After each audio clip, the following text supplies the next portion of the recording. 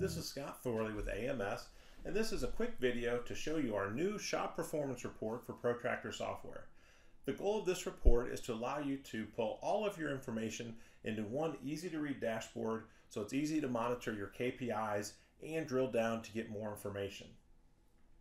On this first dashboard, what you'll do initially is go and set a starting and ending date and clicking on the refresh button. That will make a call out to the Protractor server and download the information from your database. Then in the upper left, we give you your sales information. And we show it two ways, both with the discounts broken out and with the discounts included, which is how most of the reports show them. We also break out your tire sales, and these are specifically your tires, not valve stems or other parts that you may have in your tire category, but just tires. And then we give you your other charges, sales tax, so you can get a total number. Then in the middle, we have a margin section. We bring in the sales numbers. We also bring in the cost numbers from Protractor to give you your margin dollars and percentages. In addition, we have these three gray cells. The gray means that it's not pulling from the Protractor database, but it's there for you to enter that information manually if you want to enter those fixed costs from your other financial software. And finally, we have a key metrics section. Here, we know a lot of people ask about car count and average RO, but not including the $0 ROs, because the best way to track deferred work is to make sure that even on tickets where no work was done, you defer it all and close the $0 ticket. So we provide you with your car count and average RO, both with and without $0 tickets. We can also show you your courtesy checks, how many tires you sold, how many labor hours you turned, your overall effective labor rate, labor hours per RO, and your total conversion percentage. This is your batting average. How much of the work that you estimated to customers was actually sold. Moving down to the second row, we have a technician summary showing all of your billed hours by technician, and then a service advisor analysis, which shows you by service advisor how many tickets they wrote, their sales, average RO, and total margin percentage. And then your other charge summary. And finally, if you scroll down, you'll see a sales and car count trend by day for the time period that you picked in your additional refresh. The next tab is the Deferred Work tab.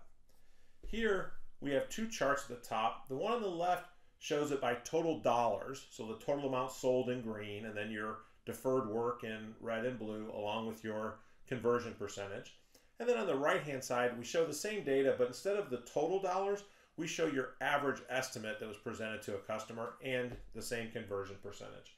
And then finally, we have a chart below that will show you details and allow you to drill down and get more information on any of the service advisors or in any of those categories. The next tab is the Parts tab.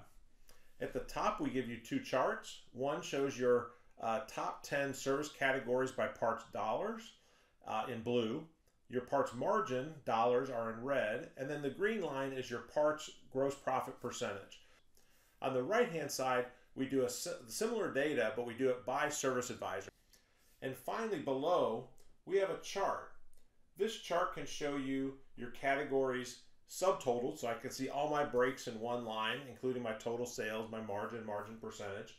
But then I can also click on the plus sign and get it to drill down and show me for each individual break job what was my margin percentage on each job. I can even double click on one of these jobs.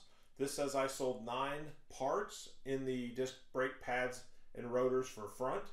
When I double click on that, I get another spreadsheet that shows me the invoices they were on and what parts I sold, and gives me information down to the percentage for each individual part.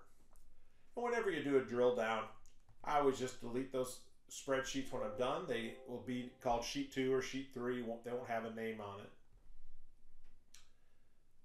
Next, we go to the labor tab. Here we show a chart with your top labor sales by category along with the car count. In other words, how many tickets were those labor categories on? So your oil change category was on the most tickets, but it was number 5 in terms of dollar value sold. And you can see for each of your categories those totals. In the chart below, I can see my brake category as a whole, or I can click on the drill down and see by each individual brake job what was my total car count and my effective labor rate on each job. Again, allows you to drill down. I could double click on these to get down to the individual invoices. The next tab is a weekly trends view. This allows you to pick a broader date range, and when you do, it'll take a little longer for the data to refresh, but it gives you a either weekly or monthly view at a couple key trends. In the upper left, we have the marketing source trend. So if you're using the marketing source feature, you can see what sources bring in the most customers. Right now, all sources are selected, but I can click on one source and then I see the car count just from that source. There's a multi-select option, so I could select multiple sources and see what the total customers that came in based on that group of sources. Or I can turn off the filter and see all my sources again. To the right, we have a parts margin trend by week. Again, we can see it for everyone or select individual advisors. On the lower left, I have conversion trend by week. Again, this is by service advisor, and I can see everyone together, or I could pick an individual service advisor and see what their numbers are.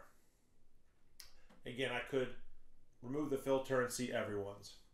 And then finally, my technician labor hours per week. Same thing, I could look at individual technicians, groups of technicians, or all technicians, and see what kind of trend I have in my labor hours. And the last tab is a parameters tab, which we use to set up the spreadsheet to work correctly with your database. I hope this has been helpful, and I hope the Shop Performance Report gives you the numbers you're looking for to help manage your business. Thank you.